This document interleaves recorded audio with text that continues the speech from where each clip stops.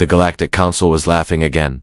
Inside the tall crystal hall on the council world of Irel, powerful alien leaders sat in a wide circle. Their robes shimmered with wealth, their voices full of pride. A message from Earth had arrived. A week ago it was short, calm, and strange. It said only this: "This is Earth's last warning. After this, silence." The counselors had played the message over and over, laughing each time. To them, humans were a small species, too emotional, too late to the stars, too weak to matter. Most of the galaxy believed Earth had no real military, no powerful fleets, no strong allies. So when the humans sent their message, it felt like a joke to the proud empires. One counselor said, "Let them hide on their little blue rock. They bark, but they have no teeth." Others nodded, but outside that glittering hall strange things were happening. Along the outer edge of council space, patrol ships started to vanish. First, one near Secta Tovra, then 3 more near the Nabari route. Each time, no distress call, no wreckage, no signal, just silence. Some said it was pirates, some said it was systems failure, but old captains knew better. Something was watching, something precise, quiet, cold. On board a mining station near the edge of human-claimed space, a lone technician named Pevik noticed something unusual. Their sensors picked up a small object drifting near a dead satellite. It wasn't council tech. It had no power signal, but its shape, sharp, dark, and almost insect-like, was unsettling. Pevik sent a report. The report was ignored. A few days later, the mining station went silent too. Back on Virel, council members continued their debates. They wanted to expand into old Terran space. It had been quiet for too long. Earth had left the council years ago, after being mocked and rejected. Since then, they had said nothing, done nothing. No trade, no diplomacy, just silence. The council thought Earth had given up. They were wrong. Without warning, one of the council's deep space surveillance arrays stopped responding. Engineers were sent to check. They arrived and found only a melted core. No signs of attack, no signs of battle. Just perfect, total failure. The walls of the station were still warm, as if something had passed through it like a wave. Whispers spread. Some said the Terrans had returned, others didn't believe it. Then, the probe arrived. It came in slow, quiet, and unnoticed until it entered the main orbit of Virel itself. It wasn't large, just the size of a human escape pod. It held no weapons, no signal, but it hovered calmly above the council hall, where the sky was always clear. Panic broke out. Defense platforms tried to target it, but their systems locked up. Screens flashed red, lights dimmed. Then, one by one, every weapon station on Virel shut down. The probe did nothing. It just sat there, waiting inside the council hall. Silence replaced laughter. Every leader was now standing, watching live feeds of the strange object floating above their planet. The high speaker, an ancient being with 10 glowing eyes, finally whispered, "It's Terran." The room grew colder. In the darkest corners of the galaxy, some species remembered the old Earth before they left the council. Back then, humans spoke often, asked for peace, and warned gently. But the galaxy had pushed them aside, called them primitive, emotional, unfit for leadership. The humans had left quietly. Now, they were returning the same way. No speeches, no noise, just silence and action. A single transmission came from the probe. Not a voice, but a message burned into every system screen. "Observe." Then the stars above Virel blinked like something huge had passed between them. All at once, council ships across 5 systems lost contact. Power grids failed. Navigation maps turned to static. One by one, command centers across sectors blinked off the network. The council didn't know what was happening. No one was attacking them. There were no ships in sight. No explosions. No demands. Only silence. And one small probe, floating calmly above their homeworld. Pev, the technician who had seen the probe first, had left one last note in their station logs before going silent. It read, "We didn't see it coming, but they were always watching. They didn't want war. They wanted to be left alone. We didn't listen." The council finally understood, but it was too late. The Terrans had spoken for the last time. Now they would act, and still, the probe didn't move. Viewers across the galaxy tuned in to live feeds of the object above Virel. Billions watched, waiting for it to attack, but it never did. It only stayed in the sky, as if recording everything, observing. And somewhere, far beyond the rim of known space, a voice whispered through hidden channels, "This is only the beginning." Years before the silence. Before the floating probe cast shadows over the council's greatest world, Earth had already seen what was coming. Back then, humans were new to the galactic stage. Their ships were slower, their tech was behind, but they brought something rare: hope. When Earth joined the Galactic Council, they didn't come with demands or pride. They came with curiosity, trust, and offers of peace. The Council didn't understand them. During those early meetings, the humans suggested shared defense pacts, technology exchanges, and joint scientific projects. The Council smiled politely, and then laughed in private. Earth, they believed, was just another hopeful species that would soon learn its place. But the humans didn't argue. They simply watched. A human ambassador named Lynn Carter once stood before the council and said quietly, "One day, silence will speak louder than all your voices." Her words were recorded, then deleted from the archives. The council didn't notice when Earth began removing its embassies, first from the core worlds, then from the trade hubs, then, finally, from the border stations. Humans called it a pause in participation, but to those who watched closely, it was something else entirely: withdrawal. And while the galaxy forgot them, the humans were not idle. Hidden beyond the mapped edges of space, Earth's colonies expanded, but not like the others. They didn't build megacities or flashy orbital towers. Instead, they focused on quiet growth, undetectable energy systems, self-sufficient worlds, and new kinds of ships made from materials unknown to the council. Ships that did not glow, ships that did not hum. They floated like shadows. They left no trace. They didn't announce their arrival, they observed. One council scientist, an elderly Tisharn named Velka, had long believed Earth was preparing for something. She wrote reports warning that human AI technology had vanished from public research but continued in the dark. Her papers were ignored. She was retired early, labeled a conspiracy thinker, but Velka had seen something years ago. She had visited a Terran research moon called Orion Outpost 3 while touring its observatories. She noticed a sector of space filled with probes, all silent, unmoving, and aimed toward the core worlds. When she asked what they were for, her guide only smiled. "They're just listening," he said now. Years later, the council could hear them. The message from the probe above Varel had spread like wildfire. All across the galaxy, screens showed the same word: observe. It was not a command, it was an invitation. But observe what? On the fourth rotation, after the probe arrived, a strange signal was detected near the old Draenori mining belt. From human space? The station monitoring? It was an old, forgotten relay post. Its crew hadn't reported anything in decades, but now, they had one final message. A short video feed. It showed a Terran vessel, nothing like the council had ever seen. It was long, smooth, shaped like a crescent, but it didn't reflect light the way metal should. It bent it, warped it, the background stars twisted around its edges. The ship made no sound, no light, no threat. It just hovered for a moment, and then vanished. The station was found empty 2 days later. No damage, no alarms, just empty. Even stranger was what came next. The station's mainframe had been rewritten carefully, almost gently. Its logs were replaced with a message. You ignored the voice. You will remember the silence. Suddenly, council security hubs began reporting a pattern. Entire systems were being scanned and not hacked, just scanned by unknown signals. Nothing aggressive, but precise, as if measuring, weighing, waiting. Velka, now living alone on a cold moon, received a secure message. It came from a human frequency, one not used in decades. She opened it. Only text. We remember your kindness.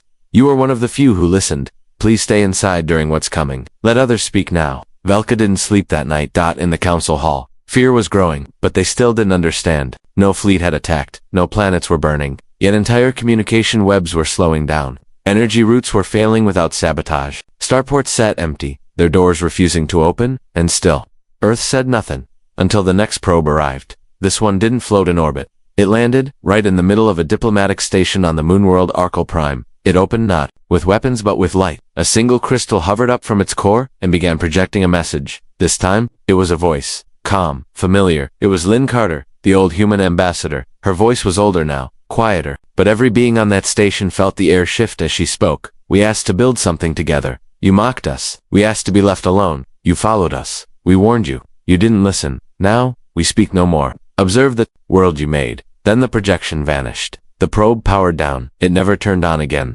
But across 100 systems, screens began to go black. Navigation points vanished from star maps.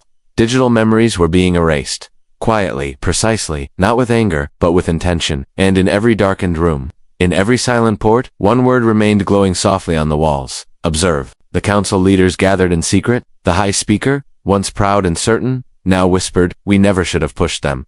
They were never trying to win. They were trying to leave. But now, they had returned, and they weren't speaking anymore. The stars no longer whispered. They listened. Across council territory, quiet had replaced control. Systems once full of trade signals, transport routes, and glowing space traffic were now dim. The flow of information, the very lifeblood of the galaxy, was changing. No attacks, no loud threats, just slow, steady silence. Spreading outward, from every direction humans once touched. But this silence wasn't emptiness. It was filled with something else, something watching in the sector of Thrallin Reach.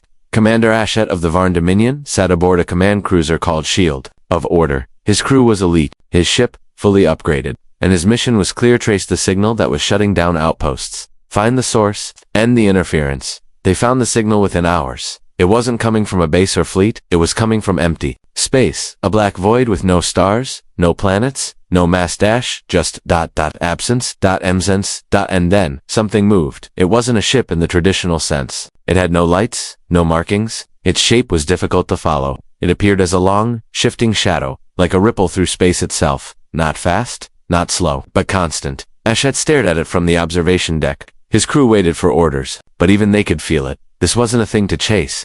It was already ahead of them mentally, technologically, strategically, and when they tried to scan it, nothing returned. The ship did not block the scans, it simply absorbed them. Then a single line appeared on their console screens, unprompted. You are looking in the wrong direction. The crew froze. No signal had been sent. No code had been entered. The message appeared on every monitor, in every language, the ship held in memory. When they tried to reply, nothing happened. The shadow ship drifted on. Back on Virel. The council scrambled for answers. Dozens of meetings ended with no plans. Old enemies tried to become friends. Emergency laws were passed. Ships were recalled from border missions, but the silence kept spreading. Not instantly, not violently, just surely. Entire relay chains were becoming unreadable. AI systems that monitored galactic movement stopped working, but not in error. They shut themselves down, as if something had told them to sleep, and wherever silence settled, council systems lost more than power. They lost memory. Entire station archives were being wiped, piece by piece. Ancient records, navigation routes, cultural histories erased without damage, like they had never existed. This was not war. This was removal.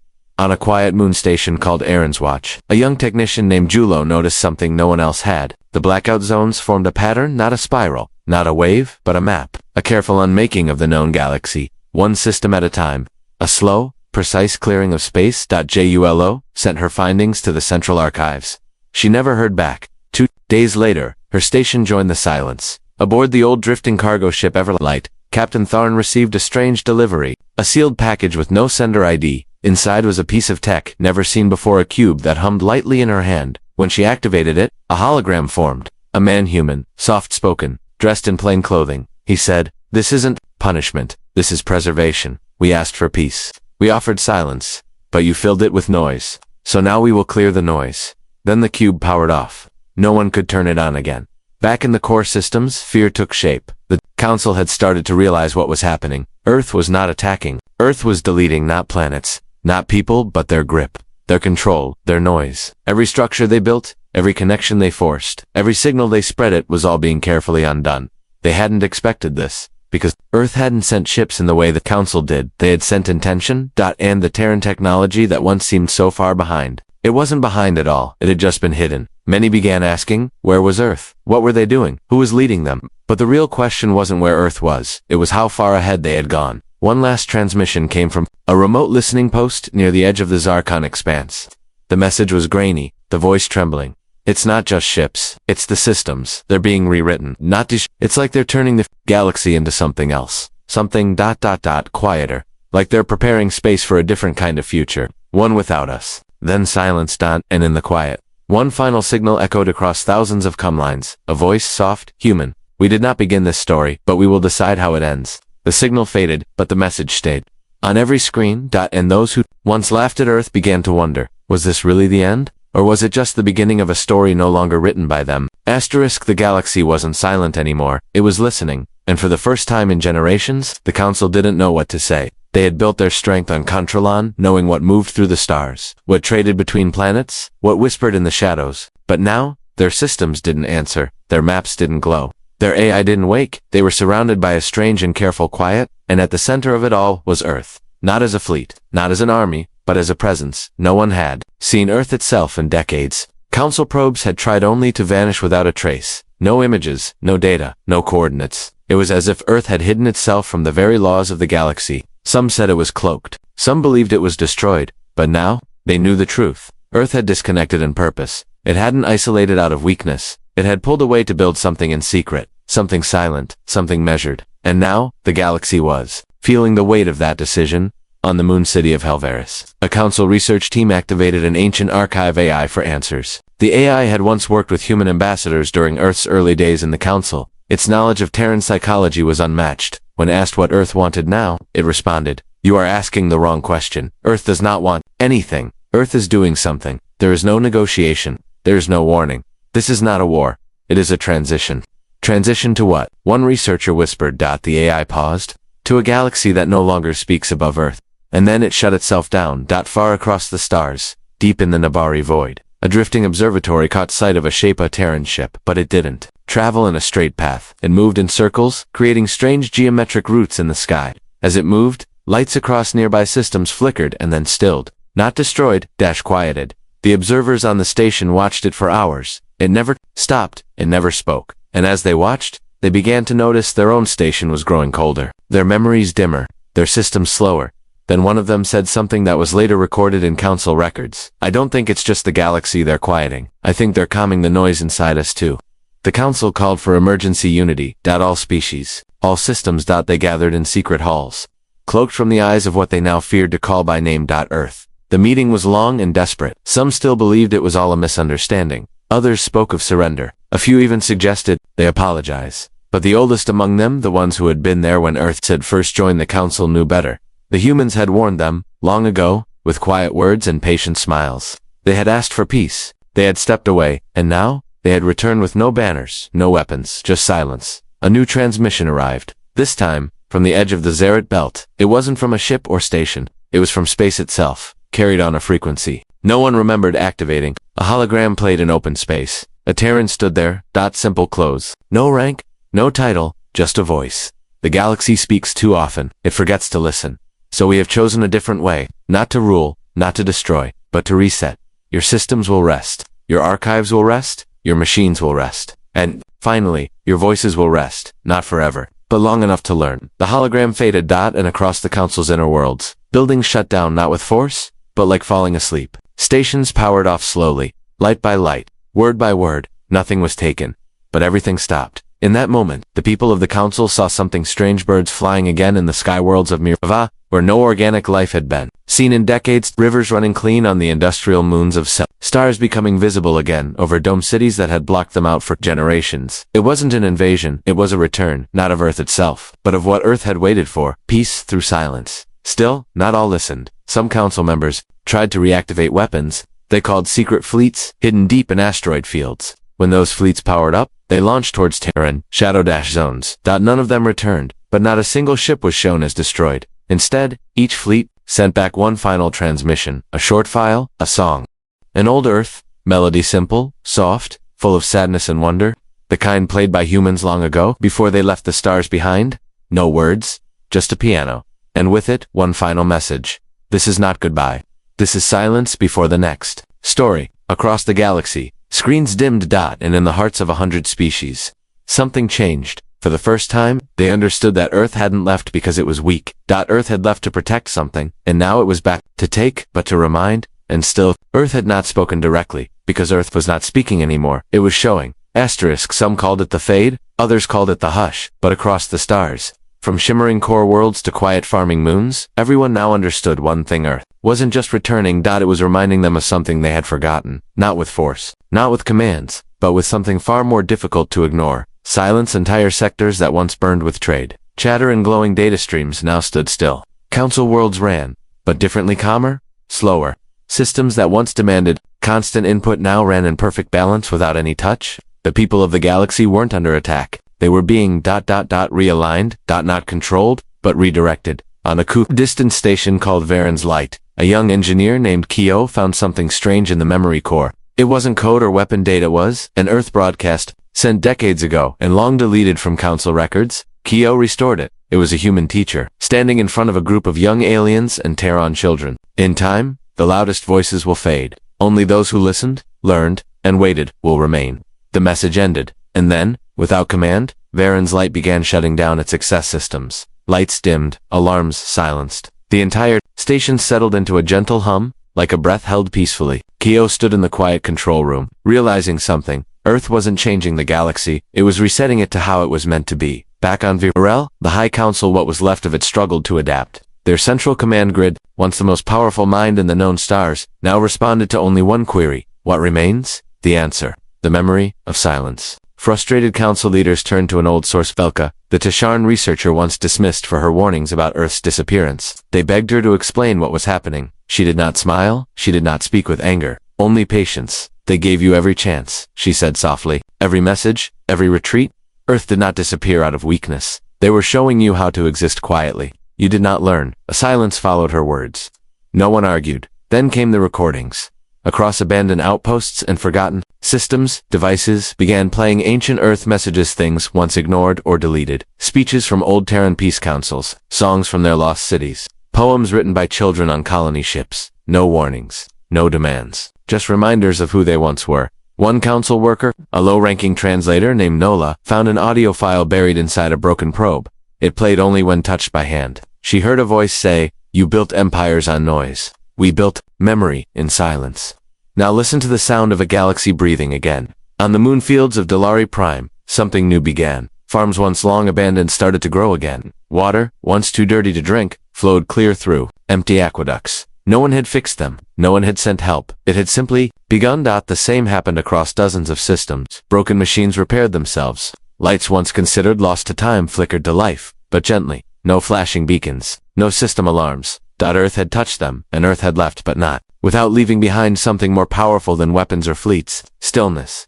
Aboard a drifting diplomatic vessel near the fringe, a message arrived. It came on a crystal no bigger than a child's hand. The crew placed it in their central chamber. Unsure of what to expect, a hologram appeared. But it wasn't a person, it was a garden, a Terran forest, with sunlight through leaves and wind moving gently through trees. A voice, calm and slow, spoke from somewhere far off. "We were never here to rule, we came to share. But the galaxy only hears when it stops speaking. So we planted seeds instead of flags. You stepped on the flowers, now you see them growing again." The crew didn't speak for a long time. The projection faded, and then something remarkable happened.